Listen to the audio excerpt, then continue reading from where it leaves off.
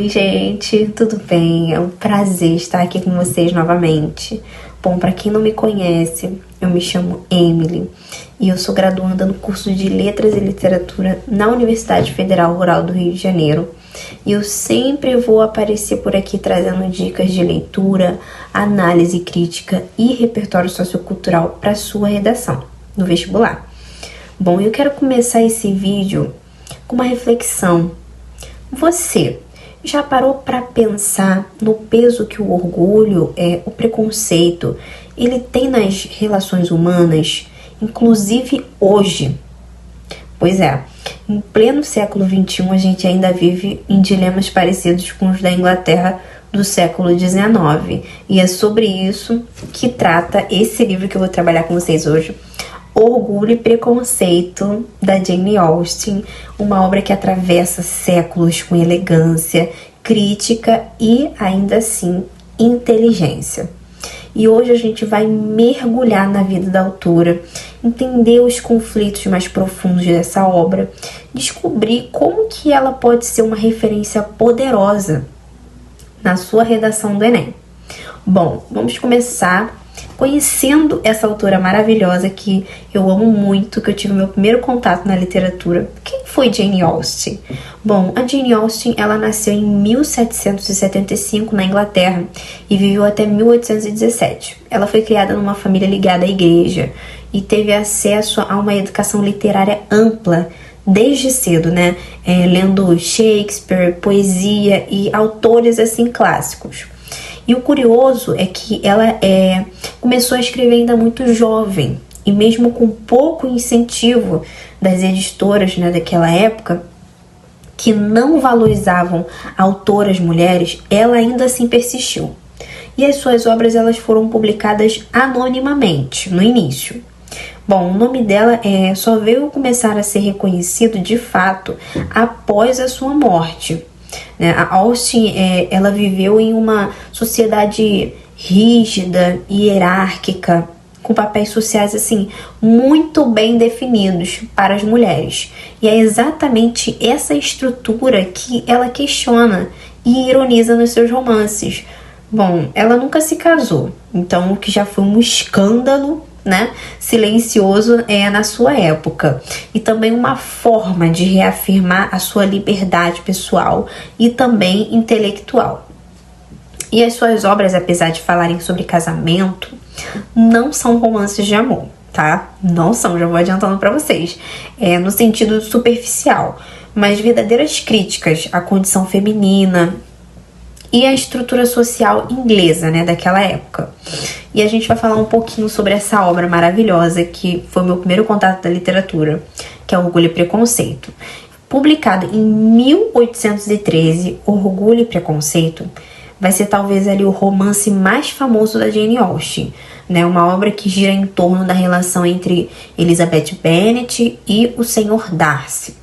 Mas assim, mais do que um romance entre duas pessoas, vai tratar assim de um debate entre dois mundos, né? O mundo da razão, da emoção, o da aparência, o da essência, o do orgulho social e do preconceito, né, pessoal. E isso é muito interessante, porque a Elizabeth, ela é uma jovem, né, inteligente, sagaz, que se recusa a aceitar a ideia de que o casamento é a única forma de ascensão ou segurança naquela sociedade. Já Darcy, ele representa o aristocrata, que julga os outros, né, pela classe, pela aparência. E os dois, eles erram nas suas primeiras impressões. E é a partir disso que o enredo ele vai se construir. Bom, esse título, né, que a gente vê, né, Orgulho e Preconceito, já vai revelar o tema central, né, que é o orgulho que impede o reconhecimento do outro e o preconceito que distorce a percepção, né, que temos das pessoas. Mas Austen, ela vai além do plano pessoal. Ela critica as estruturas sociais rígidas, o papel limitado da mulher na sociedade e a forma como que o dinheiro e o status definem esses relacionamentos. E tudo isso com muita ironia, inteligência e sutileza. E essa obra, ela também vai trazer uma defesa muito importante, que é da liberdade de escolha. né? Especialmente para as mulheres. E Elizabeth, ela é uma das primeiras personagens da literatura inglesa a dizer um não. E esse momento é icônico. Ela diz um não ao casamento por conveniência, né? O que para a época era quase assim revolucionário. E isso é muito importante a gente saber, né? Mas quais são os temas abordados nessa obra? Bom, aqui a gente vai encontrar condição feminina e papel social, orgulho de classe, preconceito social, liberdade de escolha. A gente vai encontrar também ironia como crítica social, a importância, né, da leitura, porque a personagem Elizabeth era uma leitora ávida, né? A leitura atenta das aparências, a importância dela é o valor da inteligência, da integridade, frente, né, a essa superficialidade e vaidade. Mas, Emily, como que a gente pode utilizar essa obra riquíssima e maravilhosa, uma obra que faz parte da literatura universal, na redação do Enem como repertório sociocultural? Bom, a gente vê temas sobre gênero e o papel da mulher na sociedade, né? Porque a Elizabeth, a personagem principal, ela é um símbolo de autonomia e pensamento crítico. E também resistência às convenções. Mas qual frase que a gente pode utilizar aí nesse contexto? Bom, assim como Elizabeth Bennet, personagem de Orgulho e Preconceito, muitas mulheres ainda precisam desafiar as estruturas sociais para afirmar sua autonomia. Essa frase é perfeita para você utilizar na redação. E o outro tema que é muito importante também, que é tema sobre desigualdade social e meritocracia, né? Então, a obra ela vai desmontar a ideia de que o status define o valor humano. Mas como que poderia ser essa citação contextualizada? Eu pensaria da seguinte forma, Jane Austen mostra através da evolução do Sr. Darcy que o valor do outro não pode ser julgado com base na posição social. Eu pensaria dessa forma e colocaria dessa forma. E o terceiro tema, que é sobre preconceito, julgamento e aparência versus essência.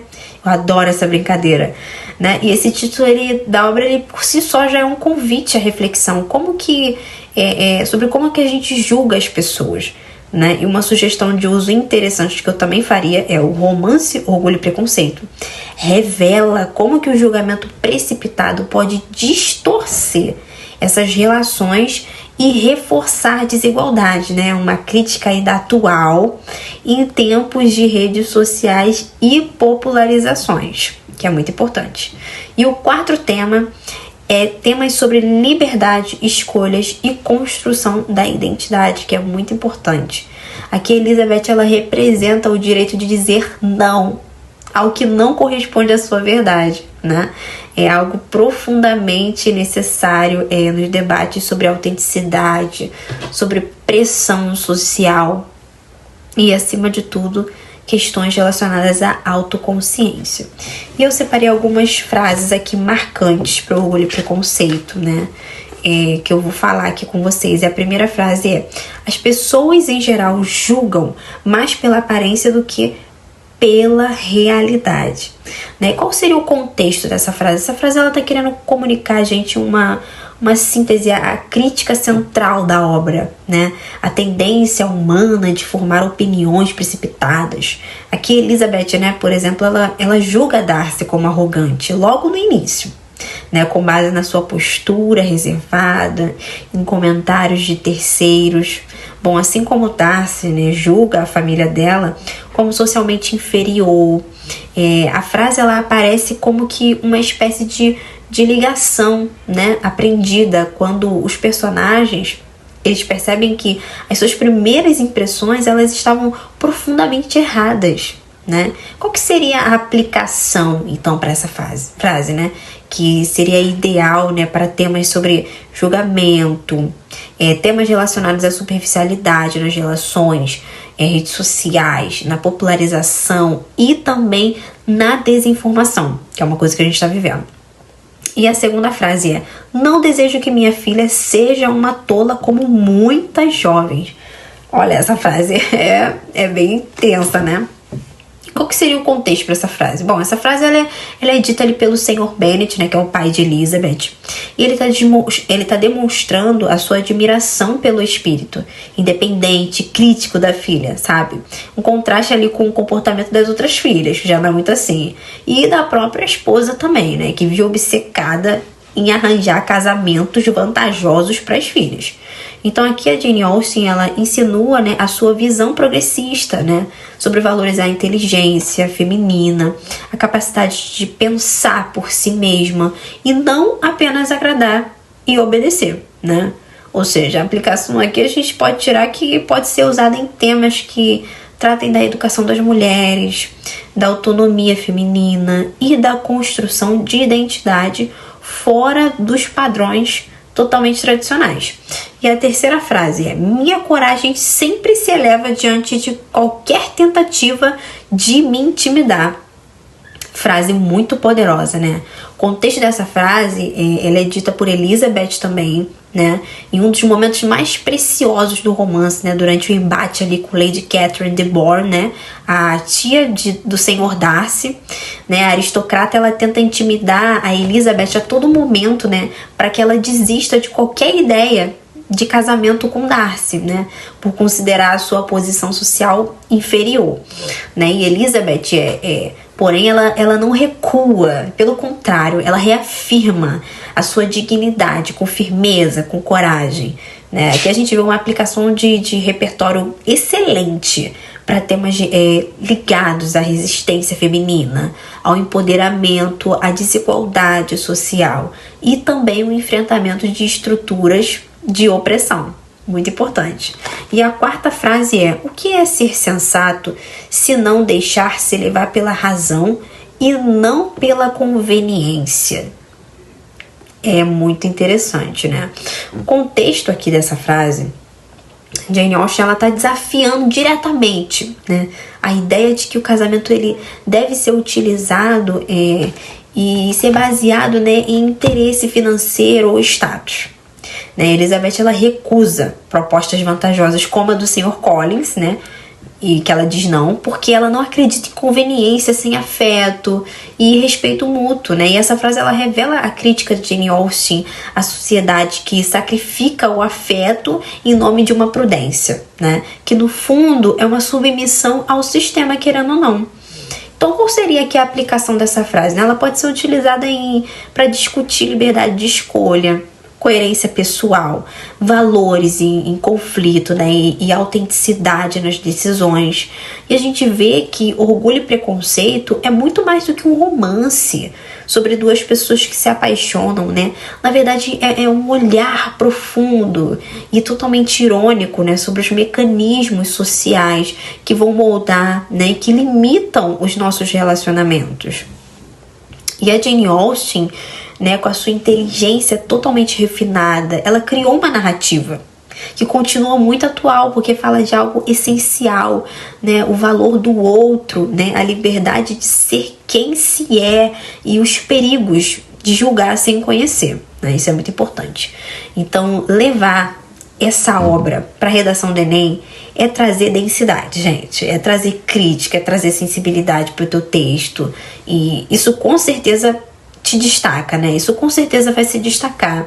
Então, se você ainda não leu, gente, Orgulho e Preconceito, eu indico muito pra vocês, sério. Começa a ler, sabe? E se você já leu, volta com um olhar mais atento, né? Porque cada leitura vai revelar uma nova camada. O bom leitor é aquele que volta a reler os seus livros, né? Isso é ser um bom leitor, porque a todo momento o livro ele vai falar algo diferente com a gente. Ele vai revelar algo diferente, um ponto de vista que a gente não conseguiu identificar de primeira, né? Então, gente, esse foi o vídeo, né? Contato com uma obra tão importante, uma obra que, para mim, particularmente, tem muito significado, né? O meu primeiro contato com a literatura, como eu falei no início do vídeo, foi através da autora Jane Austen. O meu primeiro contato com literatura, de ler o livro, foi o livro de Orgulho e Preconceito. Foi o primeiro livro que eu li. Então, eu tenho um carinho muito grande por esse livro. É um livro um pouco denso, para quem não está acostumado. Mas eu resolvi me desafiar, né? Não é que todo mundo precisa ser assim, mas se você sente que você tem que ir mais a fundo, né? Que você tem que elevar o teu nível de leitura, você pode começar por um livro de Machado de Assis, que também é super maravilhoso, tá? Mas aí vai ficar a critério de vocês, tá bom? O Alienista, eu também já li. Memórias Póstumas, também gosto muito, né? Foi o primeiro livro de Machado de Assis que eu li. Mas o meu primeiro livro realmente de literatura que eu li foi Orgulho e Preconceito, da Jane Austen. E esse livro me marcou de uma forma muito grande, muito grande. E certas coisas que eu até passei, né? Eu me vi como Elizabeth Bennet, né? Tendo que dizer não a certas coisas, sabe? Não pela conveniência, mas por posição, né? Por você se posicionar na sociedade. Então eu te desafio a ler esse livro, sabe? Gente, é como eu falei pra vocês, o meu papel aqui é desmistificar a literatura como uma dificuldade, como algo místico, algo que tá longe da gente. Não, gente, a literatura é aquilo que a gente vive. A literatura nada mais é do que o progresso, né, do tempo, das sociedades, os acontecimentos, tudo registrado através da escrita. Então tem uma professora minha, a professora Garbero, né, Maria Fernanda Garbero, que ela diz que a ficção ela é parasita da realidade. Então, gente, não é difícil de entender literatura. É só a gente abrir a janela da nossa alma e a gente se permitir. E quando você for abrir um livro, que você não venha somente abrir um livro, mas que você venha se permitir ser esse personagem, né? Como disse C.S. Lewis, eu vejo uma miríade de olhos, mas ainda sou eu quem o vê. O que significa essa frase? Miríade é um numeral grego, que equivale a 10.000. Mas, poxa, Emily, você está falando que eu teria vários olhos, mas ainda assim seria o mesmo? Sim, porque esse é o grande sabor da literatura, né? Você pode ler, você pode se aventurar, você pode abrir essas páginas e ser outro personagem, conhecer, viver aquela época, né? Mesmo que seja impossível a gente não ter uma máquina do tempo, mas esse é o sabor da literatura. Ela proporciona isso pra gente. Ela proporciona que a gente viva, que a gente se assente no grande teatro, que a gente viva como um aristocrata, que a gente viva como um anglo-saxão da época, que a gente conheça as psicologias dos outros personagens, né? Isso é um departamento, né, dentro da literatura, como uma literatura de desenvolvimento, de poder, né, que a gente conhece o personagem e a gente pode se assentar naquela cadeira e viver esse personagem por um momento. E quando eu fecho a página, eu posso viver a minha vida normalmente, porque eu continuo a ser eu mesma. Então, gente, a literatura é isso, ela cura a ferida da nossa individualidade. Então, eu indico para vocês essa leitura preciosa e maravilhosa. Bom, eu vou ficando por aqui. Foi um prazer conversar com vocês. E até o próximo vídeo. Tchau!